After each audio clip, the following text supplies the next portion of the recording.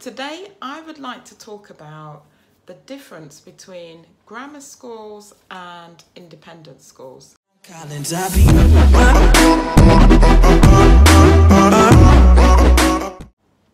Hi, my name's Joycelyn Akufo. I'm the Managing Director of Geek School Tutoring.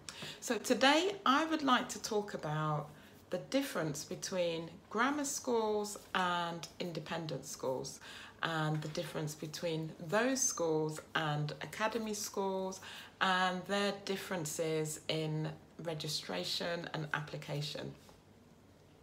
Before I start, please remember to subscribe to our wonderful channel here so that you can be notified whenever a new video comes up. Hoping that you're going to enjoy this video and learn a lot from this video.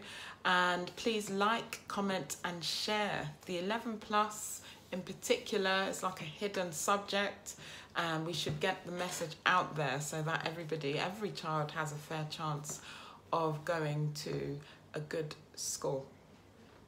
So, what's the difference between a grammar and an independent school?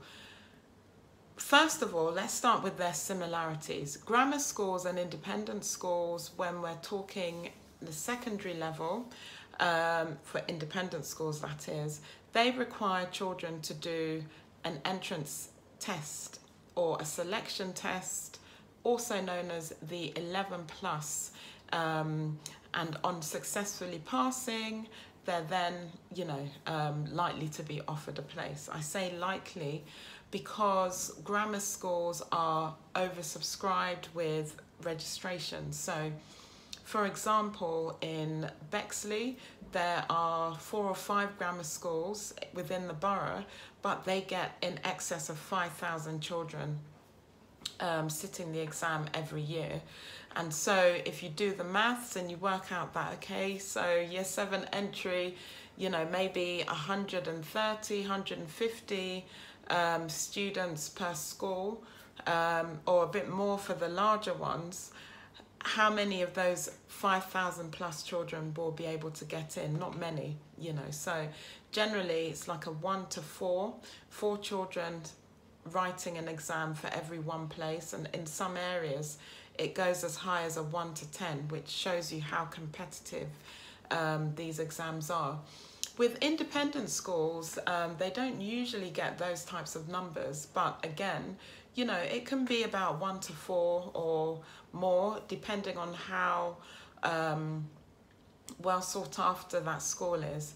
The reason why their applications are usually in the hundreds is because an independent school is a school which requires fees to be paid for. They're also known as private schools. So while they have exams which fall under that whole 11 plus topic umbrella, although their format differs somewhat from the selection tests that the grammar schools do, when children pass, that most independent schools, certainly all the ones that I know of, they interview the children as well. So it's the exam, it's an interview, and then it's looking at the school reports from primary school, maybe not just for year 5, but for year 4 in some cases.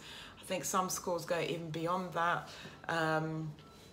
And so there are a lot more criteria involved in deciding whether to offer a child a place at an independent school. So essentially the difference is one is free, grammar schools, and another is fee paying. The other difference is that grammar schools are run by the local authority, so they answer to the local authority, I should say. And they're Ofsted registered, inspected by Ofsted in the way that other state schools are. So grammar schools are state schools that are selective because they select children based on a selection test which falls under the umbrella of the 11 plus. With independent schools, they are independent of a local authority, so they don't take funding in the way that grammar schools do from local authorities. They generate their income from the fees. So it could be anything from 13,000, you know, up to quite a lot is all I can say. I wouldn't like to say what the cap is, you know. Some private schools can charge as much as one would in a year for the term, for example. So let's say 20,000 for the term and so on. It doesn't mean that they're unattainable. Many parents shy away from independent schools because they think, well, I can't afford the fees, and so they don't look at that as an option for their children. However, there are scholarships, academic scholarships, sports scholarships, music scholarships. Some schools provide drama and art scholarships.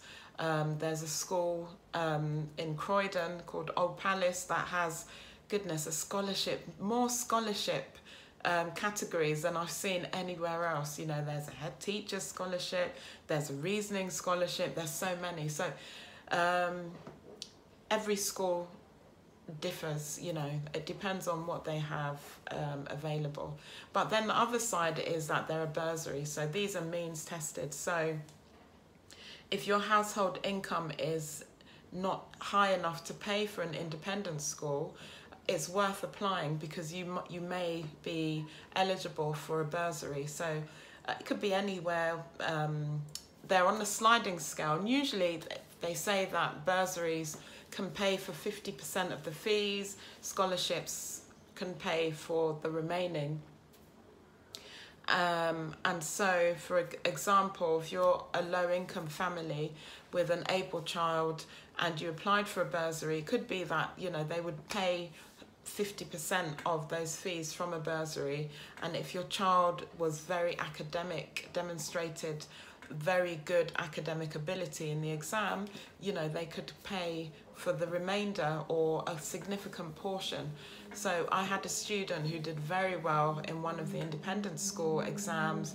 She was offered a 95% bursary, even though the school usually only offers 50%. So effectively it's like being given a scholarship. And so her mum pays something like £300 for the year, which is attainable, really. Yes, so that's the main difference between them. Then we come to academies, where it's actually illegal for academies to do any academic tests and use them as a part of a selection process.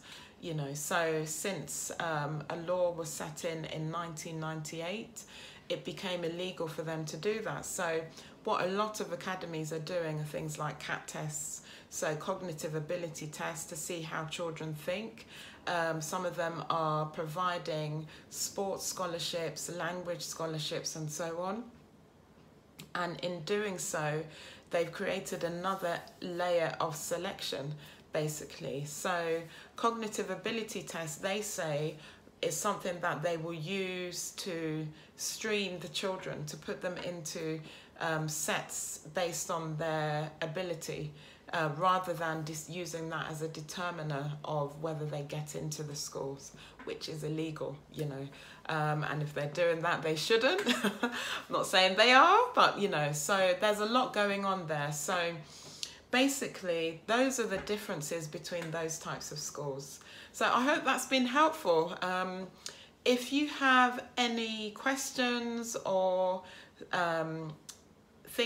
topics that you'd like me to discuss, please put those in a comment, and, you know, I'm always happy to help and provide information regarding tuition, preparing for secondary school tests, the 11+, and so on. Thank you so much for watching, and don't forget to subscribe, like, comment, and share this video. Thank you.